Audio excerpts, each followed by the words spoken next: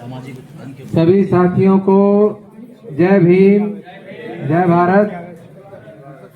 और आज इस यहाँ इकट्ठे हुए सारे साथी, मैं खास थैंक यू करना चाहता हूँ पूनम भाई जी का कि उन्होंने एजुकेशन के ऊपर इतना अच्छा प्रोग्राम ऑर्गेनाइज किया, मुझे भी बुलाया और मैं पंजाब से अपने एक साथी हैं उनके साथ यहाँ पहुँचा हूँ।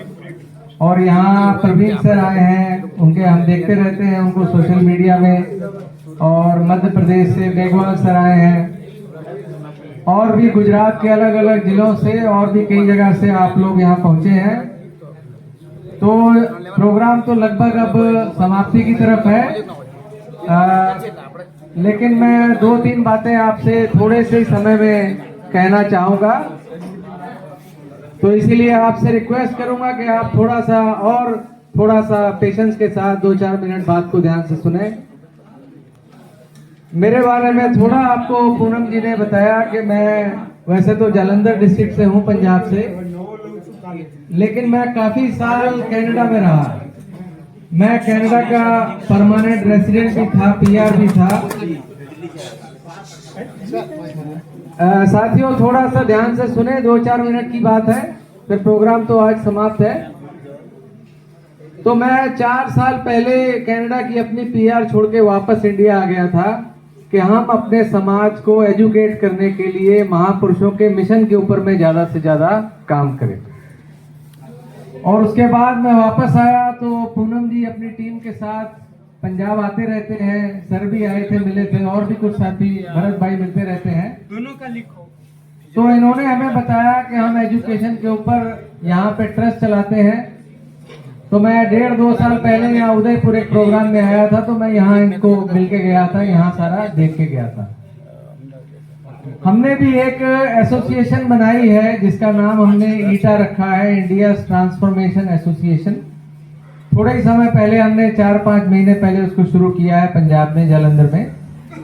और हम ये कोशिश कर रहे हैं कि पंजाब लेवल पे, और मैं थोड़ा और के साथ के जो स्टेट्स हैं, हरियाणा, जम्मू, हिमाचल, उसमें भी जाऊंगा कि हम एजुकेशन के ऊपर वहां ज्यादा से ज्यादा काम करें।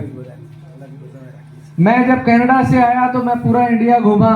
मैं साउथ इंडिया भी गया, आपके उधर भी गया, तेलंगाना में और कर्नाटका में, महाराष्ट्र में। मैंने ये देखा कि साउथ इंडिया, महाराष्ट्र जो है एजुकेशन के मामले में नॉर्थ इंडिया से बहुत आगे है। खासकर हमारा पंजाब वैसे तो बहुत मशहूर है कि पंजाब बहुत अमीर स्टेट है, डेवलप स्टेट है भी, क्योंकि बहुत लोग विदेशों में गए हैं। हमारे एक साथी भी यहाँ कह रहे थे कि हमें विदेशों में जाना चाहिए ज्यादा अपनी आर्थिक स्थिति को मजबूत करने के लिए। पंजाब के लोगों ने विदेशों में जाके अपनी आर्थिक स्थिति को बहुत मजबूत किया।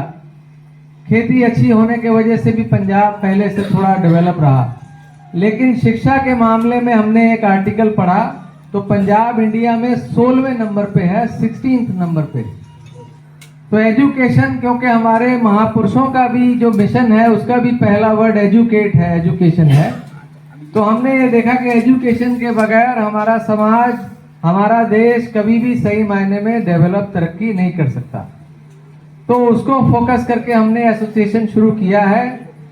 और फिलहाल इसके थ्रू हम क्या कर रहे हैं कि गांव में जाकर हमारे बच्चों को जो बहुत ही आज भी बुरी हालत में है, बैकवर्ड हालत में है, उनको काउंसलिंग देने का काम हम कर रहे हैं। हमने गांव में जाके ये देखा है कि हमारे बहुत सारे बच्चे जो पढ़ने में इंटेलिजेंट हैं, उनके पेरेंट्स क्योंकि ज्यादा एजुकेटेड नहीं है, उनको कोई गाइड करने वाला नहीं, उनको काउंसलिंग देने वाला कोई नहीं है कि आप क्या पढ़ाई करें, कौन से इंस्टीट्यूट्स में जाएं, उसके लिए आपको क्या तैयारी करनी है। ये जानकारी का बहुत वहां पे अभी भी अभाव है। तो हम एक तो उस काम को लगे हैं।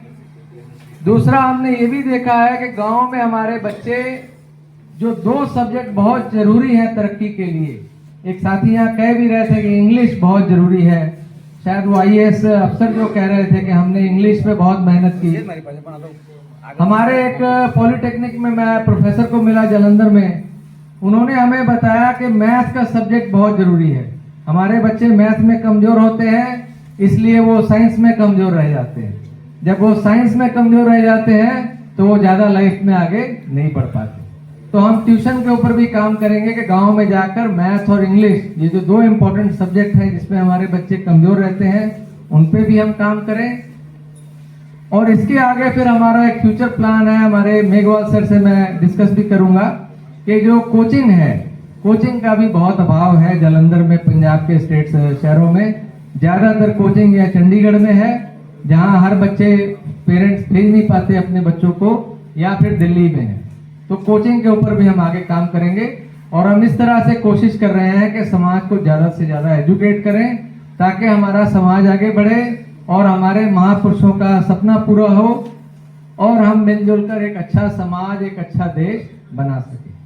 तो यहाँ आके मुझे बहुत अच्छा लगा, बहुत सारे नए लोगों से बहुत सारी जानकारी मिली, मैं जाकर सबके साथ शेयर करूंगा और उम्मीद है कि आने वाले समय में हम मिलजुल कर एजुकेशन के ऊपर और काम करेंगे और अपने महापुरुषों के सपनों को पूरा करने में सफल हो पाए। तो आप सभी का बहुत बहुत धन्यवाद। Thank you. जय भीम, जय भारत।